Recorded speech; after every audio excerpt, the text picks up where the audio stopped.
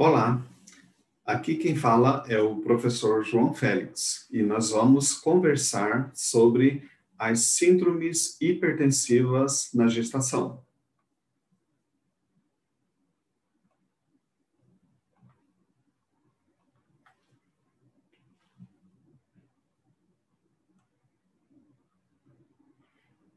As síndromes hipertensivas na gestação são parte de um capítulo muito importante na obstetrícia devido à sua repercussão no índice de morbimortalidade materna.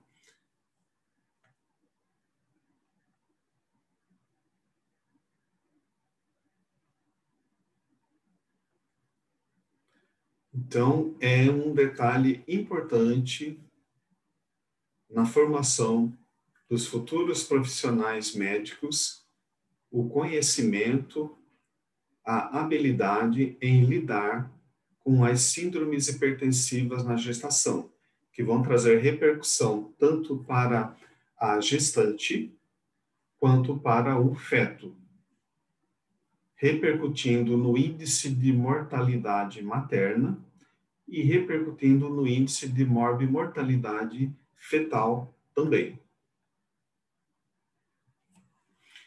A síndrome hipertensiva na gestação, ela tem sua importância porque elas estão mundialmente relacionadas com 14% dos óbitos maternos no mundo, 12,9% de óbitos nos países desenvolvidos e 22,9% na América Latina. E nos últimos 30 anos tem sido a principal causa de mortalidade materna no Brasil. E aqui nós temos as principais causas de mortalidade materna, sendo a hipertensão gestacional destacada como uma das principais, uma das maiores causas de mortalidade materna.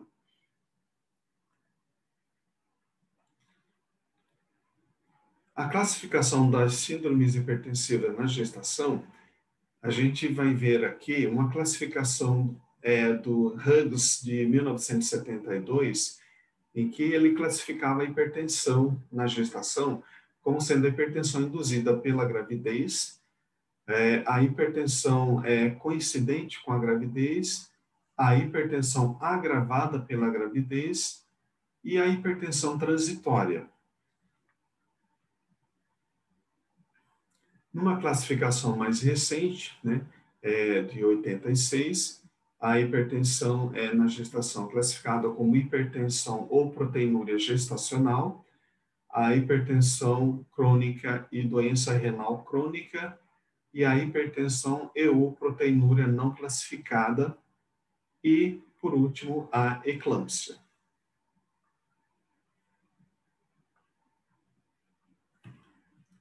A classificação do Colégio Americano de Ginecologistas e Obstetras classifica a hipertensão gestacional como pré-eclâmpsia, hipertensão gestacional, hipertensão arterial crônica e a hipertensão arterial crônica com a pré-eclâmpsia sobreposta.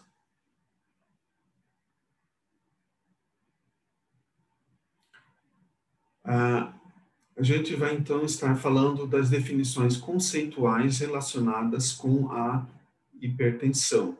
E a hipertensão, ela é classificada como a elevação da pressão arterial sistólica em valores acima de 140 e a pressão arterial diastólica com valores maiores ou iguais a 90 milímetros de mercúrio, tá? E a elevação da pressão em valores de 15 na pressão arterial diastólica ou 30 na pressão arterial sistólica também deve ser considerada. Para a sua obtenção, a pressão arterial ela deve ser verificada com a paciente em decúbito lateral esquerdo, 30 graus de inclinação, após 5 minutos de repouso e obter o som a partir do quinto som de Korotchkov, é que você vai ter o valor da pressão sendo considerada o valor aferido.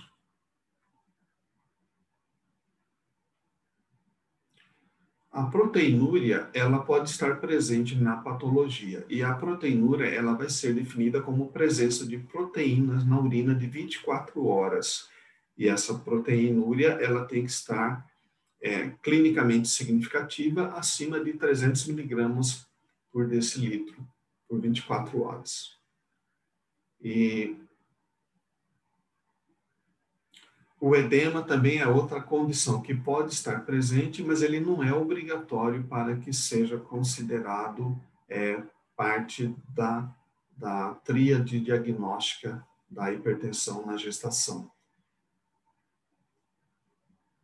Ele serve apenas como um sinal de alerta que o clínico, o obstetra que está fazendo o acompanhamento pré-natal deve observar. Em termos de nomenclatura, a gente tem várias nomenclaturas ali ao longo da história, né? E a gente tem, por exemplo, o rim gravídico, a gestose hipertensiva, a pituitocicose, eclampsismo, a nefropatia gravídica, dentre outras nomenclaturas, né, ao longo da história. Hoje se utiliza muito a doença hipertensiva específica da gestação ou também muito usado para eclâmpsia. A incidência das doenças hipertensivas na gestação, ela tem uma variação de, assim, estimativa, né, aproximada de mais ou menos 10% de todas as gestações. A prevalência da DEG, que é a doença hipertensiva da gestação, com pré-eclâmpsia, ela é classicamente apresentada como sendo de 5 a 8% dos casos de gestação. Há grande variedade na literatura, né? Porém, essa frequência ela oscila entre 1,7% e 9,8% de estimativa.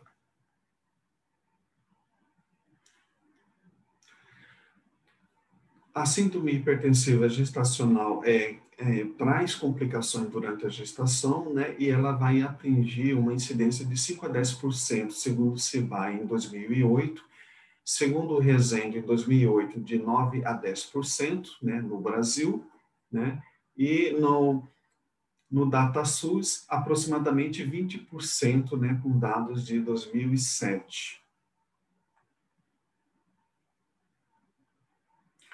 Aqui nós temos um gráfico que ilustra a mortalidade materna, né, mortalidade perinatal, em função da proteinúria, e se observa, assim, a correlação entre o maior índice de mortalidade associada a um maior nível de proteinúria. Tá? Então, quanto maior o nível de perda de proteínas na urina, a gente vai estar elevando a mortalidade materna, bem como a associação com o pico pressórico. Quanto maior nível de proteinúria, maior nível de hipertensão e maior índice de morbimortalidade. Aqui uma estimativa da mortalidade na região sudeste, no ano de 2011 e 2012, né, com síndrome hipertensiva na gravidez representando 17,6% dos casos de mortalidade materna, né, e hipertensão crônica 3,4%, hipertensão induzida na gestação 14,3% e eclampsia 1,6%.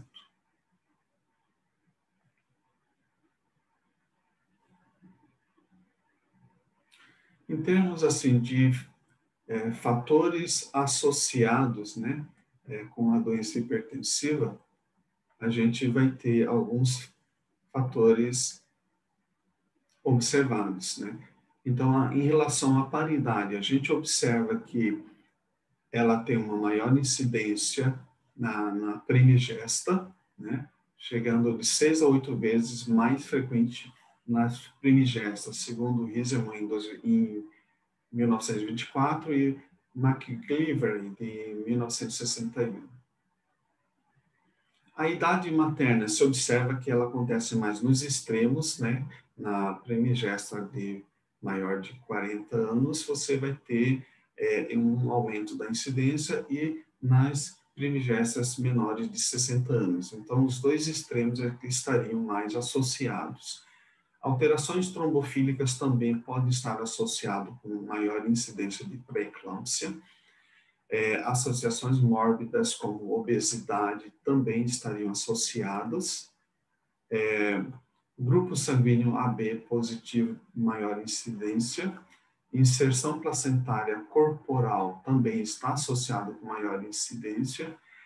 Gestação múltipla, segundo Rieselman, em 1924, aumenta em 5 vezes, né? E a gestação múltipla, tripla, aumenta em um triplo, a gestação tripla aumentando em 26,3% e a gestação gemelar aumentando em 14 vezes a frequência da doença hipertensiva na gestação. E a mole datiforme é uma das causas também associadas com o aumento da incidência de pré-eclâmpsia e eclâmpsia no ciclo gestatório. Polidrâmino também está associado, né, à sobredistensão. Baixa recorrência, a gente vai observar em paciente que gesta 1 e que apresenta imunidade. Você observa melhora clínica após o óbito fetal e a hipertensão arterial prévia, ela vai ter uma associação com uma sobreposição da hipertensão específica da gestação em 75% dos casos, seria outro fator associado importante. A hereditariedade também está envolvida, aumento em 4 vezes quando a paciente ela é filha de mãe que tiveram pré-eclâmpsia. Os fatores socioeconômicos, eles não têm uma definição muito clara. A nutrição e dieta, a dieta hipersódica e hipoproteica pode também estar favorecendo. E o tabagismo, ele não tem sido observado como uma associação forte na determinação da síndrome hipertensiva na gestação. Então, os fatores de risco para a pré-eclâmpsia, então a gente teria então a história familiar com passado de mãe com hipertensão na gestação, aumentando o risco de 20 a 25%. Se irmã da paciente ela vai ter um risco maior de 35 a 40%. Se ela teve pré-eclâmpsia em gestação anterior, ela tem um risco de 20%, 20% aumentado, né? Se ela é obesa, tem um risco de 20 a 30%. Se ela é hipertensa crônica, ela tem um risco de 25%. E se ela é diabética, também, né? E se gemelar, também seriam outros fatores de riscos associados à doença hipertensiva na gestação. Em termos de etiopatogenia da doença, a gente teria várias teorias para explicar, né? E ao longo da história, né, você teria isquemia renal, você teria o aumento da pressão abdominal, e a alteração metabólica, as alterações hormonais na gestação como possíveis causas dessa etiologia, a coagulação intravascular disseminada com isquemia placentária, tromboplastina, CIV, teoria de Page de 1972, a teoria imunológica, em que diversos autores colocam que existe uma má adaptação imunológica ao material genético do concepto, né, e a teoria genética, em que a gestante, né, de filhas de mães que tiveram teria esse aumento, então linkando com um fator genético aí associado. A teoria da prostaciclina, que ela teria uma predominância do tromboxano A2, que teria uma ação mais vasoconstritora, né, e favoreceria a elevação da pressão.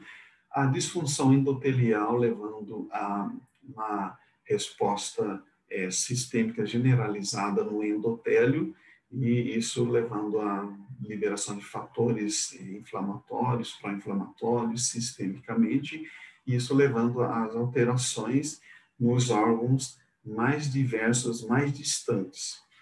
E a teoria mais aceita ultimamente, que seria a teoria da isquemia placentária, em que a gente teria uma lesão do leito placentário como uma consequência de uma má adaptação imunológica à implantação, e essa má adaptação imunológica levando a alterações de isquemia, essa isquemia desencadeando reações inflamatórias e levando todas as alterações sistêmicas associadas com a patologia. E a gente vai estar, então, detalhando os aspectos fisiopatológicos, né, da doença, né?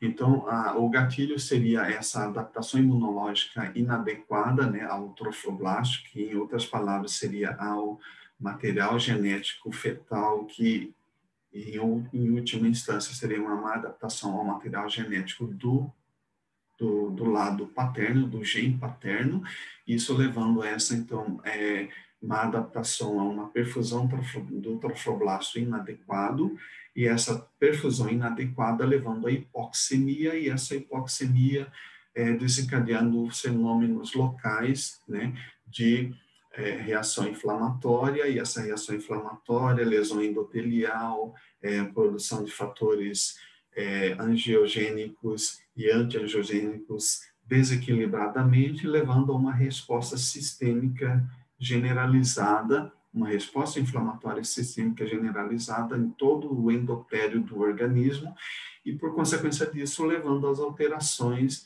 nos mais diversos órgãos, como alteração hepática, alteração renal, alteração cerebral, e assim por diante. Então, partindo desse princípio, a gente teria, então, aqui um esquema do Rezende mostrando a decidualização normal, né, em que você tem a primeira onda acontecendo ali no início da gestação, né, e essa segunda onda acontecendo mais tardiamente, né. Então, essa falha nesse processo de decidualização, de desenvolvimento placentário, levando às alterações locais, é que levariam à gênese da patologia. Na resposta fisiológica normal, você vai ter essa invasão levando à destruição da camada muscular das arteríolas, provocando uma dilatação do leito vascular e formação dos lagos, né, que vão formar ali a circulação útero-placentária ali no espaço interviloso. E é essa formação, decidualização aí adequada é que vai garantir, então, o desenvolvimento normal da gestação. Então, inicialmente você teria ali nas artérias espiraladas, né, e depois essa segunda onda acontecendo mais tardiamente, levando uma invasão e destruição da camada muscular ali na região do miométrio, né, e com isso aumentando a dilatação dos vasos placentários e melhorando a capacidade de oxigenação. Então, quando você tem uma decidualização inadequada, você vai ter essa invasão de forma falha, não acontecendo a completa destruição da camada muscular das arteríolas espiraladas lá do leito placentário e do leito uterino, lá no miométrio, e, por consequência disso, gerando uma deficiência de oxigenação tecidual, e essa oxigenação tecidual deficiente levando a hipoxemia, hipóxia, né, reação inflamatória desencadeada pela isquemia, ácido araquidônico, produção de fatores inflamatórios, e isso generalizando essa resposta para o organismo como um todo. E aí você teria, então, esquematicamente aqui, então, o processo normal em que essa invasão das arteríolas espiraladas lá da placenta e do útero, levando a essa formação desse lago, né, placentário do espaço interviloso, dilatação das artérias, aumentando a capacidade de trocas e mantendo a oxigenação nos níveis adequados requeridos para o desenvolvimento normal da gestação. E quando você tem esse processo comprometido, você tem essa alteração na invasão, essa alteração na invasão não destruindo as camadas musculares, gerando uma vasoconstrição localizada, isquemia, lesão e reação inflamatória e disseminação desse processo para o organismo da gestante como um todo. Então, você teria a vascularização da placenta derivando de vários fatores, né? Você teria os fatores angiogênicos, fatores antiangiogênicos, citocinas, metaloproteinases, moléculas do processo de histocompatibilidade, antígenos leucocitários, todos esses fatores, mais fatores de crescimento, estariam envolvidos nesse processo de formação e desenvolvimento da placenta. E a falha nesse processo é que vai desencadear, então, esse mecanismo fisiopatológico dessa doença. Então, falha na segunda onda de invasão, destruição inadequada da camada muscular das arteríolas espiraladas, ali por volta da 16ª semana, deixando de ter responsividade aos fatores hormonais, né, e a ativação da resposta endotelial, levando uma resposta inflamatória generalizada, né. Então, essa falha na invasão leva à isquemia placentária, liberação na circulação materna dos fatores placentários, e esses fatores placentários ativando a resposta endotelial inflamatória, levando, então, a uma lesão do endotélio de forma disseminada, né? Então, você teria um aumento da fração solúvel do fator tirosinoquinase-like, né? O FLT1, produzindo, que é produzido na placenta, né? Então, o aumento desse fator liga seus fatores de crescimento endotelial, né? E esse fator de crescimento endotelial, ele vai ligar também a esse fator de crescimento placentário símile, né? Então, essa ligação é que vai levar, então, a essas substâncias que teriam essa ação e esse poder de desencadear essa reação de forma disseminada. Então, você teria a redução dos níveis desses fatores de crescimento endotelial vascular e os fatores de crescimento placentário símile e essa resposta levando, então, a essa reação endotelial disseminada e, por consequência, a lesão em órgãos distantes, como a gente citou, o cérebro, o fígado, o rim, e levando às alterações que vão culminar com o quadro clínico típico. Então, essa lesão endotelial leva a uma disfunção endotelial, e essa resposta endotelial inadequada, com resposta inflamatória exagerada, vai levar a um desbalanço nos níveis do óxido nítrico, né, e diminuindo a capacidade de vasodilatação e levando, então, ao quadro vasoconstritivo generalizado, que vai caracterizar a elevação da pressão arterial materna, né?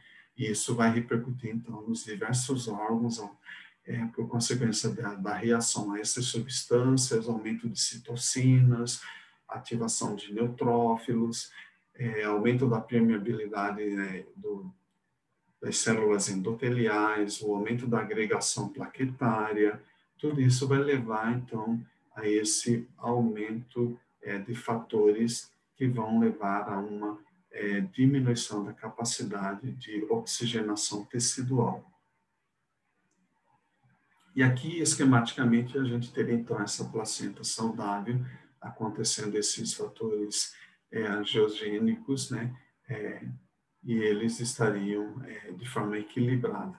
E quando você tem a pré-eclâmpsia, esses fatores estariam em desequilíbrio e isso levaria, então, a uma resposta endotelial inadequada, e essa resposta endotelial inadequada é que vai levar a essa reação generalizada, hipertensão e lesão de órgãos distantes.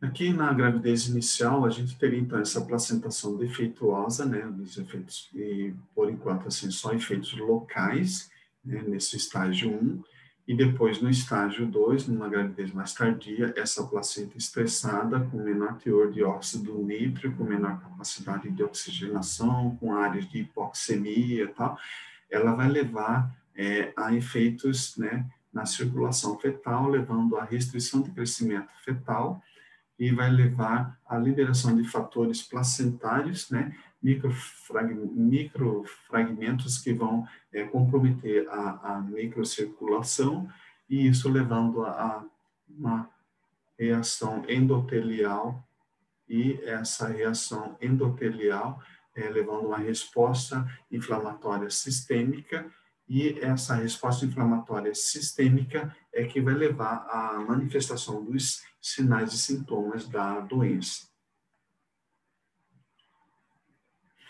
Aqui, esquematicamente, a gente tem, na gestação normal, os fatores da vasoconstrição estão baixos ou diminuídos, né?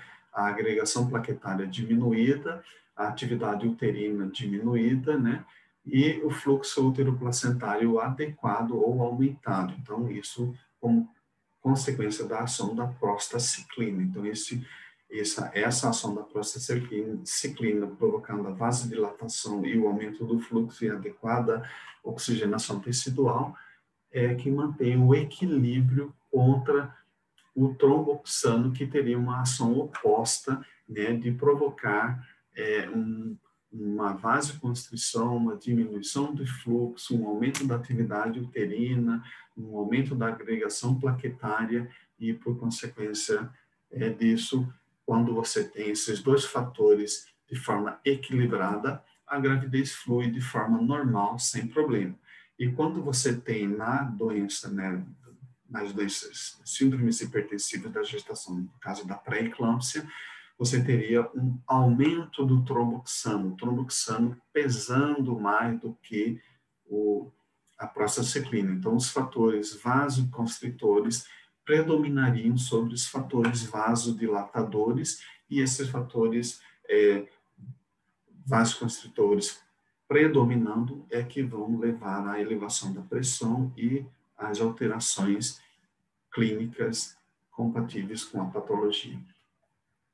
Aqui nós temos esquematicamente, né, então, os fatores genéticos como prováveis agentes etiopatogênicos aqui da disfunção endotelial também, os fatores ambientais também associados, e outros fatores ambientais e outros desconhecidos agindo nesse processo da placentação. E aí você teria, então, placentação inadequada, levando a fatores circulantes, disfunção endotelial, e essa disfunção endotelial levando a hipertensão arterial materna, endoteliose glomerular lá no rim, e levando a lesão renal e a proteinúria, né, nessa patologia. No cérebro, a gente teria uma alteração da circulação pela ação vasoconstritora, vasoespasmo, cefaleia, edema cerebral e convulsão, tudo como consequência dessas alterações fisiopatológicas, né, ali no sítio cerebral. Na HELP, né, como consequência dessa disfunção endotelial, a gente teria lá no fígado a lesão do endotélio lá nos capilares e nos vasos hepáticos, levando à lesão do hepatócito e levando à liberação e aumento da produção da THL, das transaminases TGO e TGP, e assim por diante, e a distensão da cápsula do fígado vai ser típico da dor da iminência de eclâmpsia, quando a paciente vai ter um estado de agitação e vai ter aquela dor ali na região epigástrica. Então, fisiopatologicamente, aqui esse quadro resume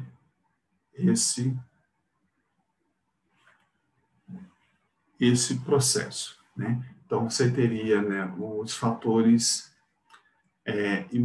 imunogenéticos, né, a invasão trofoblástica inadequada, uma perfusão placentária diminuída, lesão endotelial, e essa lesão endotelial favorecendo uma predominância do tromboxano sobre a prostaciclina, uma tendência a uma vasoconstrição em vez de vasodilatação, aumentando a fibronectina, aumentando a endotelina, em outras palavras, lesão endotelial, e essa lesão endotelial generalizando é que vai levar a esse aumento da reatividade vascular, aumento da permeabilidade capilar e ativação do sistema de coagulação.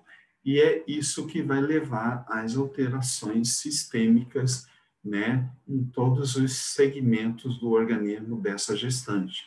Então, na placenta, a gente teria insuficiência placentária, baixo peso do feto, sofrimento fetal, óbito fetal no extremo desse processo muito desenvolvido.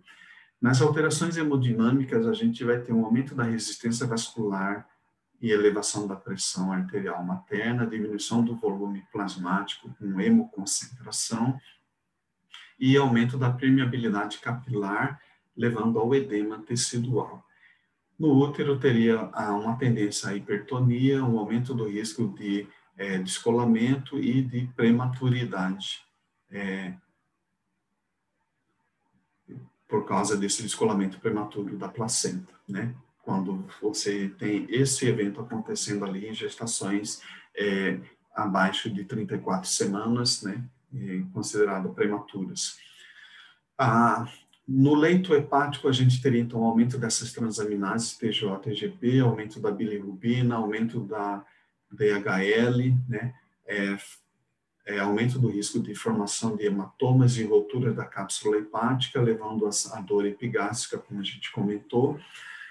No leito hematológico, né, a gente teria uma tendência para trombocitopenia, então uma queda das plaquetas, uma tendência para hemólise devido a essa vasoconstrição generalizada, lesão endotelial, então lá nos capilares periféricos, uma tendência a lisar as hemácias, e isso levando à hemólise microangiopática.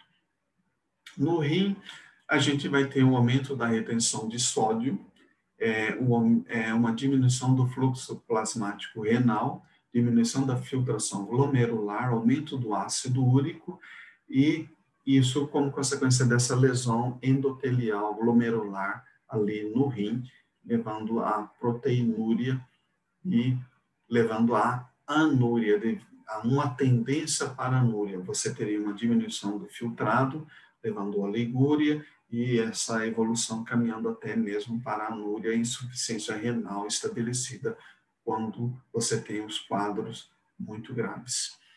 Lá no cérebro, a gente vai ter o espasmo vascular, o edema cerebral, hipóxia cerebral e, com isso, o desencadeamento das convulsões. Tá? Então, esse vasoespasmo e essa lesão endotelial, ele vai levar às alterações de forma sistêmica generalizada no corpo da mulher. Alterações cardiovasculares, alterações renais, alterações hepáticas, cerebrais, alterações hemodinâmicas e metabólicas, né? Alterações sanguíneas com diminuição da volemia, com perda de proteína sanguínea, né? Com uma anemia por hemólise microangiopática, né? Elevação dos fatores bioquímicos do sangue, diminuição da saturação do O2, né? Uma tendência para a coagulação vascular, sistêmica, né? Alteração de eletrólitos, tudo isso vai estar alterado, né? Então, você vai ter uma alteração do sistema renina-angiotensina-aldosterona, uma alteração das prostaglandinas com uma predominância do tromboxano sobre a prostaciclina, e tudo isso levando às alterações endócrinas, alterações uterinas e alterações placentárias. E, em últimas palavras, repercutindo muito negativamente no equilíbrio desse organismo. Em termos de alterações cardiovasculares, a gente teria, então, na gestação normal, o débito cardíaco ele é aumentado, na pré-eclâmpsia ele pode estar aumentado, mantido ou diminuído. O volume sanguíneo na gestação normal ele é aumentado, na pré-eclâmpsia ele vai estar diminuído, né? O retorno venoso, né? Ele vai estar aumentado, né? Na pré-eclâmpsia, a pressão a resistência vascular periférica ela está diminuída na gestação normal e na pré-eclâmpsia ela vai estar aumentada, né? A pressão arterial ela vai estar diminuída na gestação normal e na pré-eclâmpsia vai estar aumentada. O fluxo útero-placentário ele está diminuído, né, na pré-eclâmpsia. O fluxo cerebral ele está mantido na pré-eclâmpsia, o fluxo hepático está mantido, o fluxo renal diminuído. Então, essas seriam as principais alterações cardiovasculares na pré-eclâmpsia. Então, o retorno venoso periférico, a resistência vascular periférica aumentada. Na eclâmpsia, nós temos o mecanismo, aqui um mecanismo esquemático das lesões necrótico-isquêmicas presentes na DEG. Então, a gente teria essa toxemia, né? Essa toxemia levando à hemólise, né, intravascular, e essa hemólise intravascular, obstrução tubular, essa obstrução tubular levando à necrose do parênquima renal, e isso levando à necrose tubular aguda, né, e necrose cortical. Em outras palavras, a insuficiência renal estabelecida, né. Você teria, então, a trombose das alças glomerulares, levando à anóxia, levando às lesões lá no parênquima renal. O colapso circulatório, vasoconstrição das arteríolas glomerulares aferentes, isquemia renal, levando, então, também a essa lesão necrótica isquêmica lá do parênquima renal, tudo isso combinando com a perda da função renal em graus variados, podendo levar a uma insuficiência renal aguda grave por consequência dessa lesão. Aqui nós temos esquematicamente, né,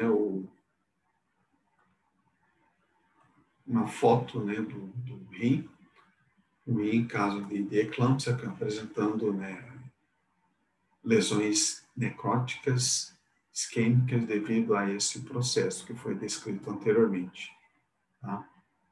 Levando o quadro, né, no caso, quadro gravíssimo, né, de insuficiência renal aguda, e aqui nesse caso um rim de necrópsia de paciente que foi a óbito pela patologia.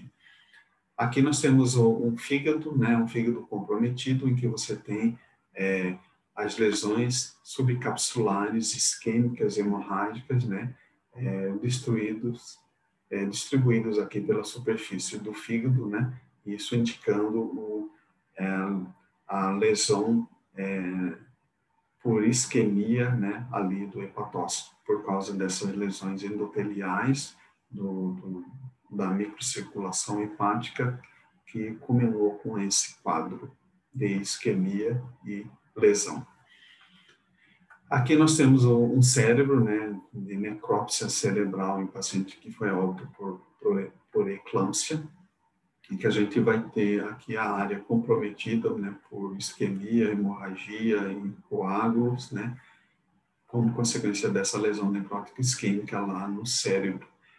Aqui nós temos os esquizócitos, né, que são as hemácias de formas alteradas, consequência da microhemólise angiopática ali nos capilares periféricos, por consequência dessas alterações fisiopatológicas lá para a eclâmpsia.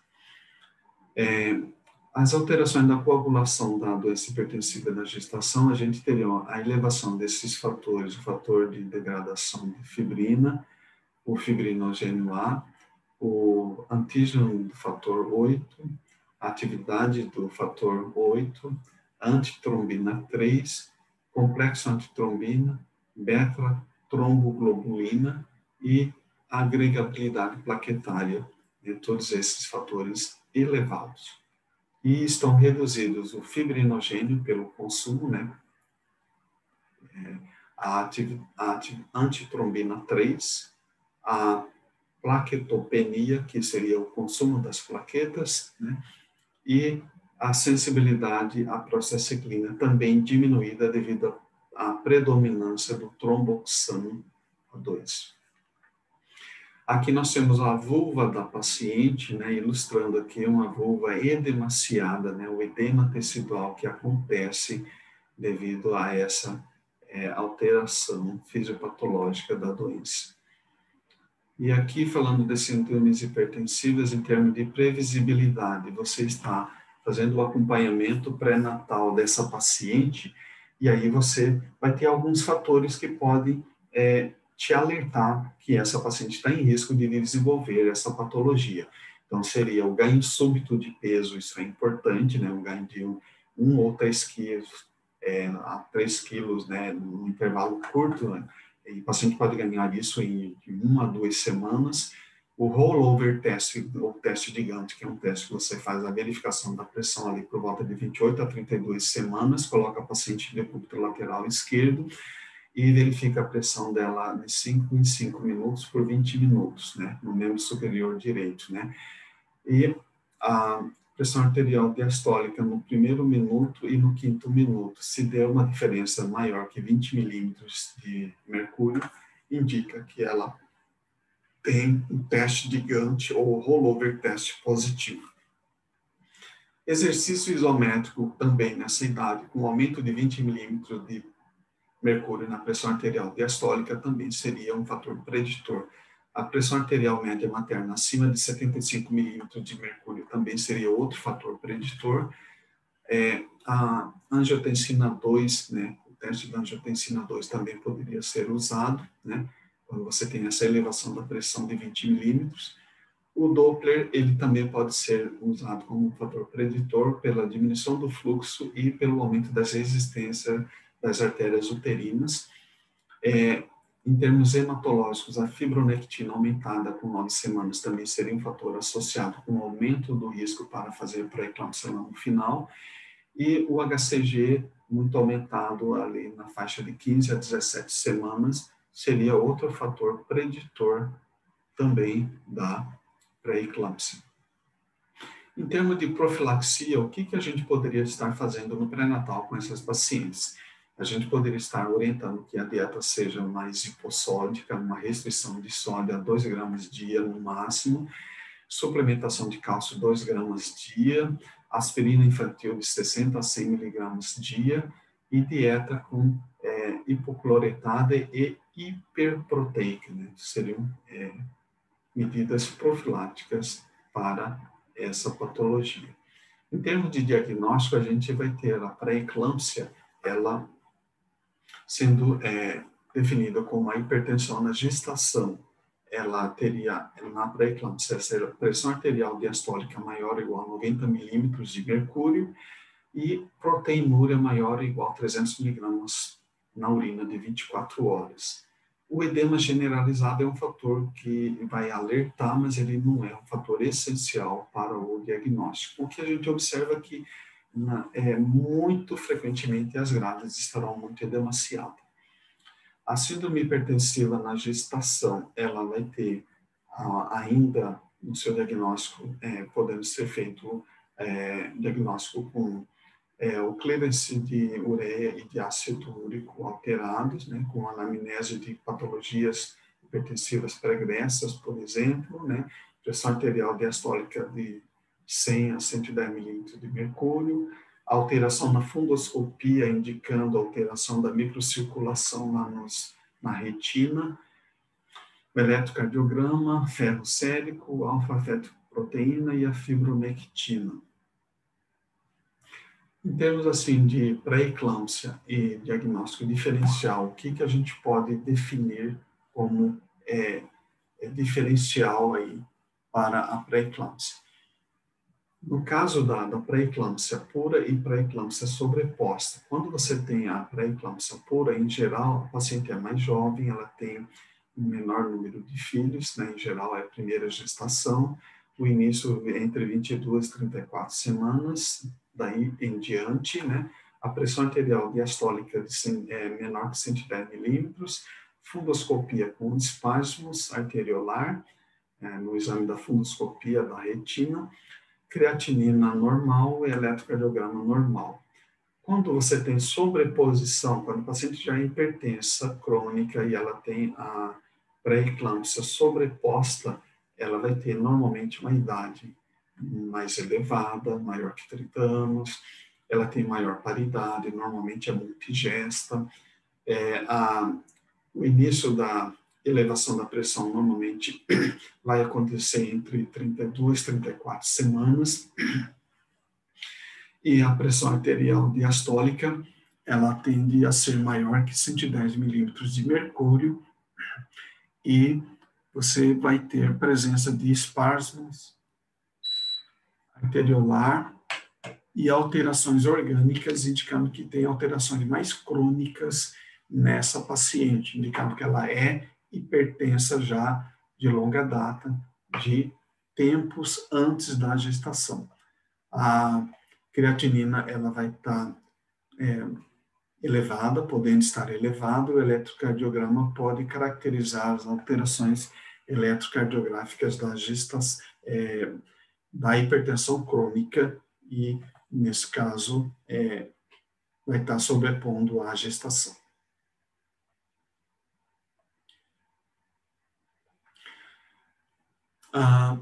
Sobre a pré-eclâmpsia leve e a pré-eclâmpsia grave, a gente tem um diferencial, né? Então, na pré-eclâmpsia leve, a pressão é menor que 110, a proteinúria são traços a uma cruz, a cefaleia ela pode estar presente, mas na maioria das vezes ela é ausente, tá? Então, a gente considera, quando é leve, a ausência de cefaleia, distúrbios visuais ausente, a dor epigástrica ausente, oligúria ausente, convulsões ausente, creatinina normal, plaquetopenia ausente, hiperbilirrubinemia ausente, enzimas hepáticas normais ou um leve aumento, e ICU ausente.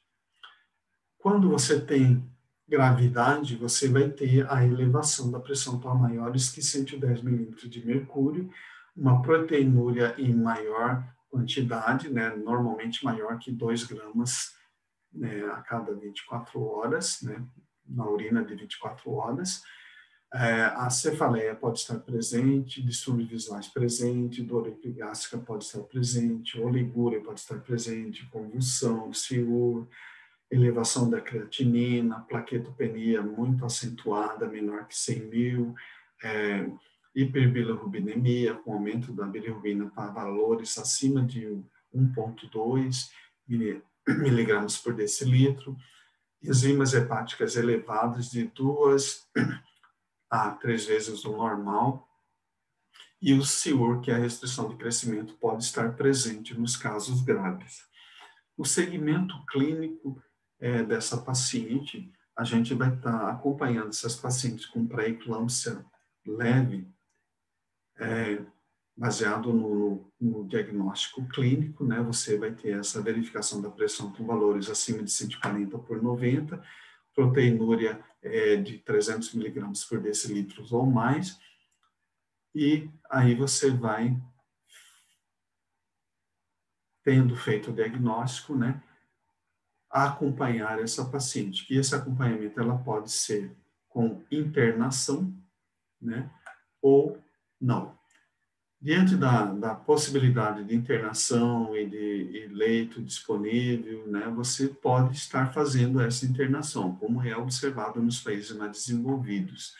Mas, diante da dificuldade socioeconômica, dificuldade de leitos e tudo mais, você pode fazer isso também ambulatorialmente. E aí, no caso, você vai fazer a orientação dessa grávida, né? Fazer orientação da dieta hiperproteica e hipocalórica, né? Introdução da terapia antihipertensiva para ter essa pressão sob controle. Pode vir a ser usado sedativo para ajudar a diminuir esse nível pressórico, né? Em relação ao feto, a gente vai estar avaliando esse feto, buscando indícios de vitalidade, né? Por exemplo, na ultrassonografia, no Doppler, na cardiotocografia, no monitoramento do mobilograma, que seria monitorar os movimentos fetais. Então, você orienta essa paciente a ter esse cuidados. E a atividade física, ela deve procurar observar repouso, e de laboratório a gente pode estar lançando mão desses exames laboratoriais, por exemplo, hematócrito, hemoglobina, plaquetas, ácido úrico, ureia, creatinina, exame de urina, proteinúria de 24 horas, e as enzimas hepáticas, bilirrubinas, o DHL, para a gente estar verificando se ela está sob controle, e se continuar sob controle, ela pode ser acompanhada até 40 semanas. Então, aqui no caso, quando você tem a pré-eclâmpsia leve, né, você vai estar fazendo, então, essa conduta aqui preconizada pelo Ministério da Saúde, tá? Em que a gente vai ter, quando o paciente é menor de 40 semanas, a admissão hospitalar por 24 a 48 horas, coloca ela em observação, monitora a pressão, faz a avaliação laboratorial, faz a avaliação da vitalidade, para você ter a avaliação das condições fetais, né? Monitora o peso diário, né? Faz pesquisa de sintomas de iminência de eclâmpsia, avalia se tem cefaleia, distúrbios visuais, dor epigástrica, proteinúria, hematócrito e plaquetas, prova de função renal e hepática, e pode ser feito corticoide preparando para uma interrupção precoce nos casos de gestantes com idades gestacionais menores que 34 semanas. Quando as condições do feto e condições maternas estão comprometidas, a gente vai caminhar para a interrupção da gestação. E quando a condição fetal e a condição materna não estão comprometidas, a gente vai realizando o acompanhamento semanal até a época do parto, né? Que pode ser pela via apropriada ali por volta de 40 semanas, caso evolua bem sob controle. Quando você tem critérios de gravidade, você vai ter, então, a pressão arterial materna fazendo nível de 160 por 110 milímetros de mercúrio, proteinúria maior que 5 gramas por 24 horas, né, oligúria presente, trombocitopenia menor que 100 mil, você pode ter dor epigástrica, né, no quadro, né, de dor que vai ser ali no epigastro e região do hipocôndrio, né, no quadrante superior direito, né, e você vai ter, podendo acontecer, né, edema de pulmão, cianose, distúrbios visuais ou cerebrais, e aí você pode ter sinais de iminência de eclâmpsia, né, e nesse caso, quando o paciente tem, por exemplo, CIUR, ela já é considerada grave. Então, todos esses seriam critérios de gravidade, né, para você fazer o diagnóstico de pré-eclâmpsia grave. E diante do quadro de diagnóstico de pré-eclâmpsia grave, né, se você já está no termo, você vai internar essa paciente, né, introduzir a terapia antihipertensiva se ela ainda não estiver usando, fazer o controle e resolver essa gestação. E esse parto ele vai ser monitorado, né, monitorado o estado materno e o estado fetal, tá? E quando você tem a gestação pré-termo, né, então aí você vai estar seguindo essas linhas mestras, né, cuidados de enfermagem, né, paciente internada, monitorando diurese, sinais de iminência de eclâmpsia, de cefaleia, de escotomas, sinais de convulsão, Então, tudo isso ali num ambiente de observação. A gente vai estar monitorando a vitalidade, né, avaliando a vitalidade com ultrassom, com Doppler, cardiotopografia, introduzindo a terapia antihipertensiva, né, com um hipotensor para colocar essa pressão em níveis mais adequados, e vamos pedir os exames laboratoriais para avaliar, né, a bioquímica sanguínea, então hemograma, hematócrito, hemoglobina, plaquetas, ácido úrico, ureia, creatinina, bilirrubina, o LDH, TGO, TGP, coagulograma, exame de urina simples, clearance de creatinina, proteinúria de 24 horas, são exames que a gente vai estar realizando e monitorando essa paciente em pré-eclâmpsia grave. E avalia a idade gestacional, né, ficar vigilante ao bem-estar materno-fetal e pode ser feita a corticoterapia antevendo uma necessidade de interrupção precoce dessa gestação antes do termo. E aí, diante de qualquer sinal de gravidade, você vai estar agindo para interromper essa gestação.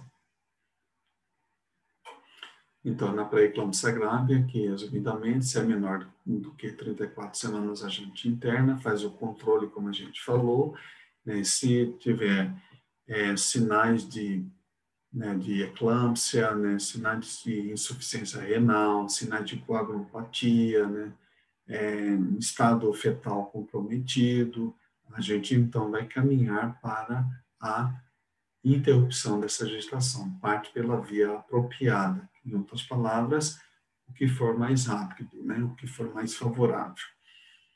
E se ela tem síndrome HELP, né, seria outra condição, né, restrição de crescimento fetal, oligodarminia, HELP, Doppler com diástole reversa, sintomas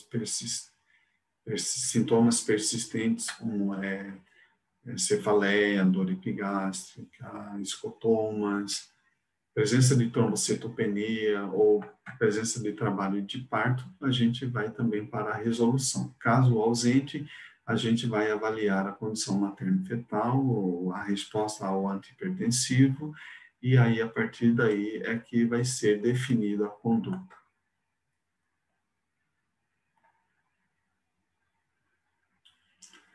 Então, na pré-eclâmpsia grave, então aqui só para citar algumas drogas que são utilizadas, drogas hipotensoras, né? Então, você teria aqui vários, né, beta-bloqueadores, né, como o pindolol, atenolol, né?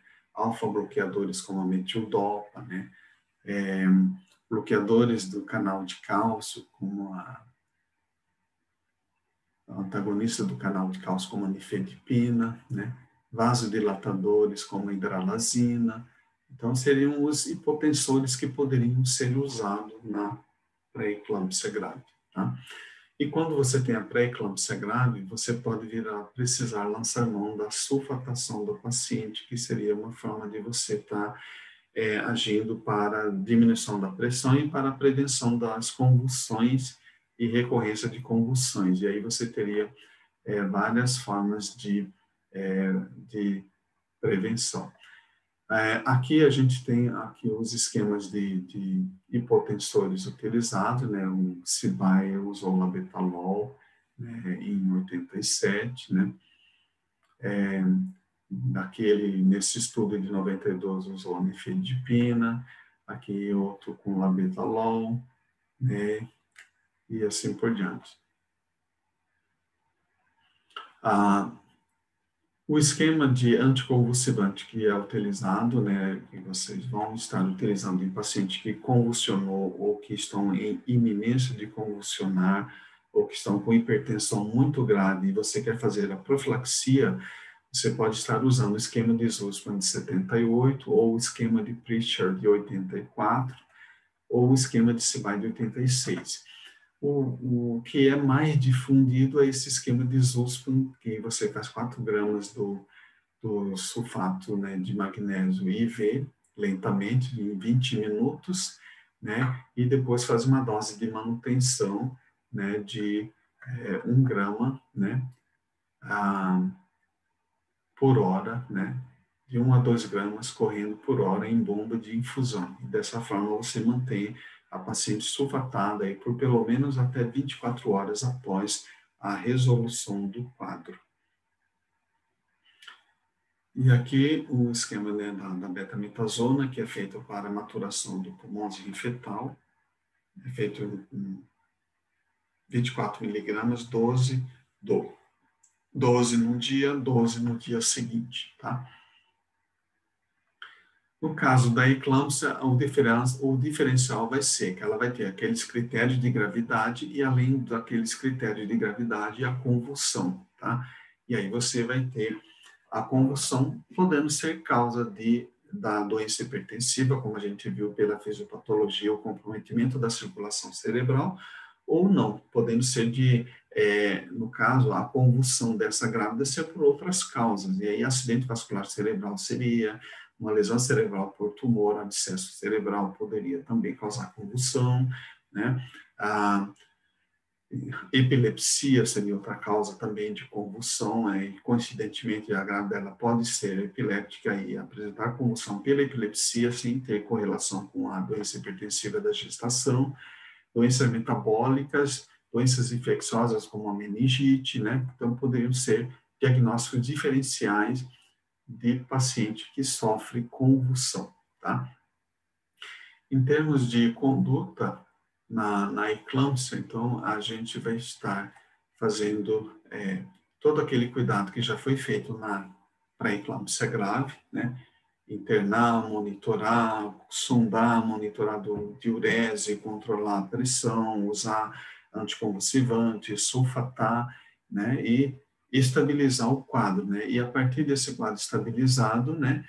Você pode, né, fazer, então, a avaliação materna, a avaliação fetal e decidir se já é o momento de resolver essa gestação, tá?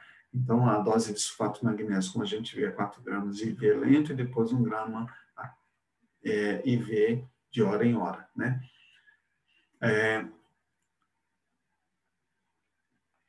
No caso de eclâmpsia, então, você vai estar estabilizando essa paciente, né? Colocando ela nessa condição, né? Sendo monitorada a frequência respiratória, monitorada a diurese, monitorada a pressão, né? E é o cuidado que você tem que ter quando você infunde sulfato de magnésio, tá?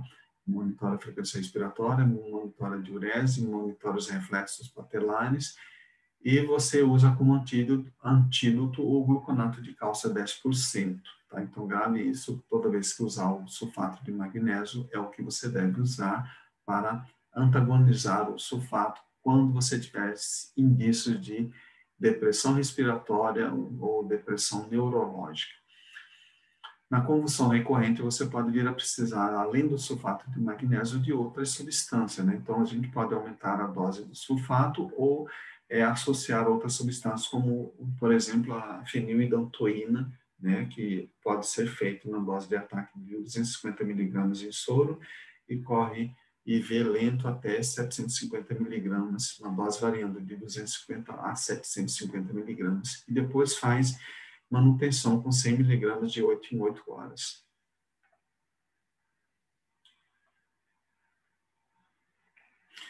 No caso da eclâmpsia, então, você faz, né, o hipotensor, e aqui a gente tem, né, a hidralazina, que é feito EV, você faz 5 ml, né, que seria 5 miligramas EV, de 20 em 20 minutos, até uma dose total de 20 miligramas, e se espera que você tenha uma resposta de queda da pressão para níveis aceitáveis. Caso contrário, você pode lançar mão de outros hipotensores, como o nitroprussiato de sódio.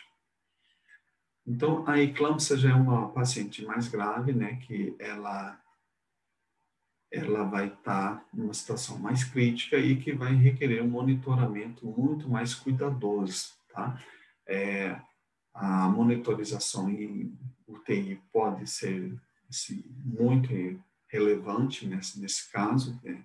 Mesmo depois de resolvido você colocar essa paciente em monitoramento, porque ela vai ficar em sulfatação por 24 horas, vai requerer cuidados de monitoramento de reflexos, de monitoramento da diurese, da frequência respiratória. Então, o ambiente de UTI seria mais adequado.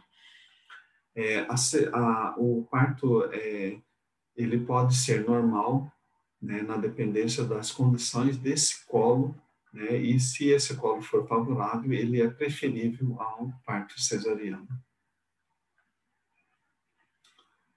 Então, a gente deve ter o cuidado, né, na avaliação desse paciente. Após a resolução da gestação, a gente continuar esse monitoramento, como a gente falou inicialmente na UTI, depois o monitoramento clínico na enfermaria, monitorar a pressão, né? Ela tem que ficar com a pressão sob controle, né? Ela tem que estar sendo monitorada e às vezes isso pode demorar aí até 8 semanas para que ocorra essa normalização. Aí nesses casos, quando você obtém um controle satisfatório com o hipotensor, você pode estar liberando essa paciente para o monitoramento ambulatorial, tá? Mas aí dá sequência até ela conseguir a alta, né, do tratamento ali por volta da 8ª semana ou mais. Lembrando que algumas pacientes, elas vão desenvolver a hipertensão crônica após ter feito a pré-eclâmpsia ou eclâmpsia na gestação. Na síndrome HELP, a gente vai ter, então, o comprometimento da função hepática, lesão do hepatócito, e isso levando à alteração de elevação das enzimas hepáticas associada à plaquetopenia, formando esse epônimo aí do HELP, que H, que é hemólisis, o E de elevação, né, de enzimas hepáticas, e o P de plaquetopenia, tá? Então, você teria aí a síndrome HELP. Plaquetas menor que 100.000, DHL maior que 600, bilirrubina maior que 1,2, esquizócitos na hematoscopia, TGP alterados com valores acima de 70, né? E aí você teria, então, aqui a síndrome HELP completa. Quando você tem apenas alguns desses valores alterados, você teria a síndrome HELP incompleta. E aqui, só para ilustrar, a gente tem, né, então, o esquema da microcirculação lá no hepatócito, né, a lesão do hepatócito, levando, né, a lesão sistêmica da doença, da pré-eclâmpsia, levando a lesão do endotélio, né, endotélio, vasoespasmo, lesão endotelial e alteração da permeabilidade, alteração da isquemia local, levando a lesão do hepatócito e, por consequência disso, levando ao aumento das bilirrubinas e do DHL e aparecimento dos esquizócitos na circulação. E aqui, ilustrando, né, que essa lesão endotelial levando ao depósito de fibrina, levando a uma acentuação dessa lesão isquêmica lá no fígado, né? E aqui, para ilustrar, né, então, os fatores alterados, né, com a adesão plaquetária alterada, formação de microtrombos, obstrução, mais isquemia, mais lesão e mais acentuação da gravidade da paciente. E aqui você teria, então, os exames básicos, hemograma, urina, creatinina, DHL, ácido úrico, bilirrubinas, plaquetas, teste de Cumbis, gasometria, oximetria, radiografia, cultura da urina, teste de hepatite, avaliação seriada e contagem das plaquetas, DHL, enzimas hepáticas. Então, teria que ter um monitoramento assim mais intensivo do quadro dessa paciente, tá? Então, você vai ter a síndrome HELP levando, então, a um quadro grave, né, que associa com maior taxa de mortalidade materna, tá? Outras condições que podem associar com um comprometimento grave hepático na gestação, você teria hepatite virótica, cólica biliar, refluxo gastroesofágico, policistite, lúpus, úlcera gástrica, insuficiência renal, aguda pós-parto, síndrome hemolítica urêmica, púrpura trombocitopênica, trombótica, púrpura trombocitopênica autoimune, seriam outras causas de comprometimento hepático importante no ciclo gestatório. Tá? A avaliação fetal ela deve ser feita, né, deve ser monitorado o bem-estar fetal, deve ser confirmada a idade gestacional, avaliado, né, o bem-estar com Doppler, com a cardiotocografia. Se a gestação é maior que 34 semanas, você vai programar esse parto para dentro de, no máximo, até 24 horas, estar resolvendo essa gestação. E entre gestantes com idade gestacional menor que 34 semanas e maior que 24, você pode fazer o corticoide para preparar esse pulmão fetal para a resolução dessa gestação em 24, 48 horas. O tratamento, né, de uma forma geral, vai ser esse tratamento, né, de cuidados, né, gerais, né, controle da pressão, controle da condução, administração de fluidos e eletrólitos, sangues e derivados, manutenção do débito urinário, né, programação desse parto. E essa paciente era uma paciente que ela vai precisar de UTI, né, e às vezes você pode lançar mão até mesmo de corticoide para melhorar seu nível de plaquetopenia, né, e o tratamento visa basicamente você estar melhorando as condições para prevenir falência de múltiplos órgãos, né, e depois você estar fazendo aconselhamento em relação às gestações futuras. Então, outra condição que pode acontecer, que é de doença hipertensiva na gestação, seria a hipertensão arterial crônica associada ou sobreposta à pré-eclâmpsia, né? Então, você pode ter a hipertensão arterial crônica, a paciente ela já é hipertensa crônica e, por consequência dessa hipertensão crônica, ela já ter comprometimento, né, circulatório, cardíaco e já ser usuária de hipotensores cronicamente, né, e assim por diante, tá? Então, isso é uma condição e isso vai repercutir lá na gestação, podendo levar a uma insuficiência placentária e comprometimento do desenvolvimento fetal. Além da hipertensão crônica, ela pode fazer a hipertensão sobreposta, superajuntada, e isso agrava mais a situação dessa paciente, tá? A paciente com a hipertensão crônica no estágio 1, ela vai ter um nível secundário de assistência, mudança de estilo de vida, não é recomendável redução de peso e restrição de sódio, né?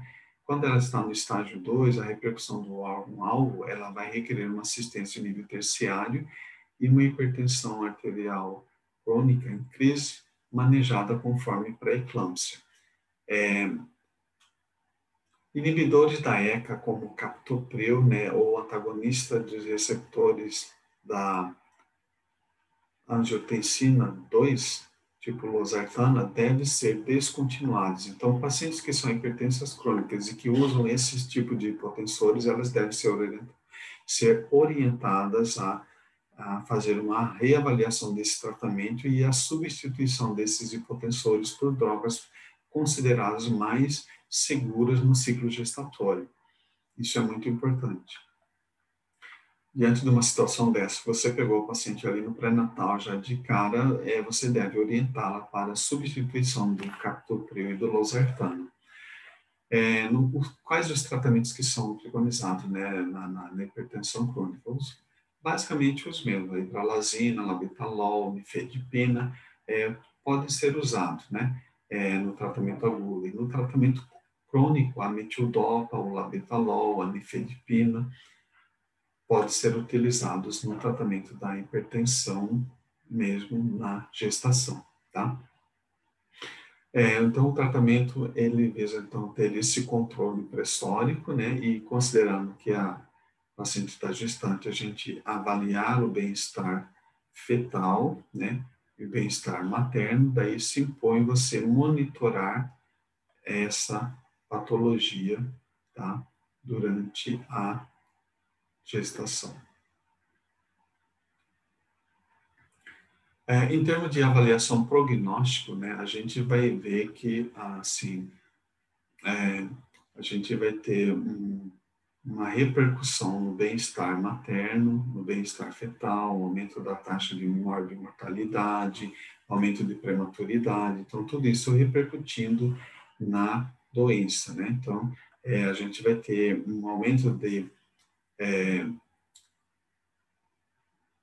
de mortalidade materna, aumento de morbidade, algumas pacientes vão virar hipertensa crônica após passar pela hipertensão no ciclo gestatório, né?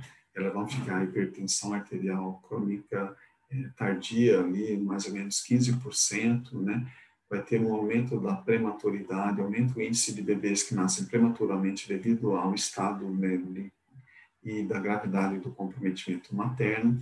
E esses bebês muito prematuros, eles podem também sofrer consequências dessa prematuridade, principalmente quanto mais extrema for essa prematuridade, isso pode repercutir no desenvolvimento dessa criança.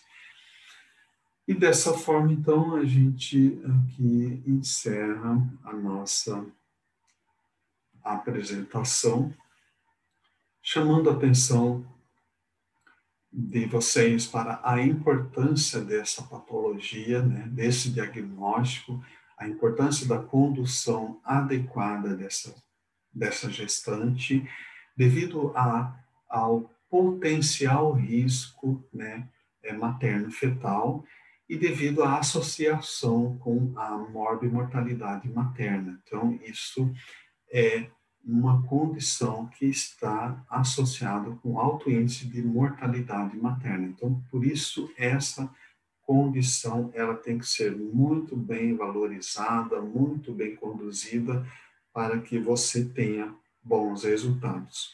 Espero que vocês gostem do material e que tenha contribuído com o crescimento e o preparo de vocês para o curso e para a vida.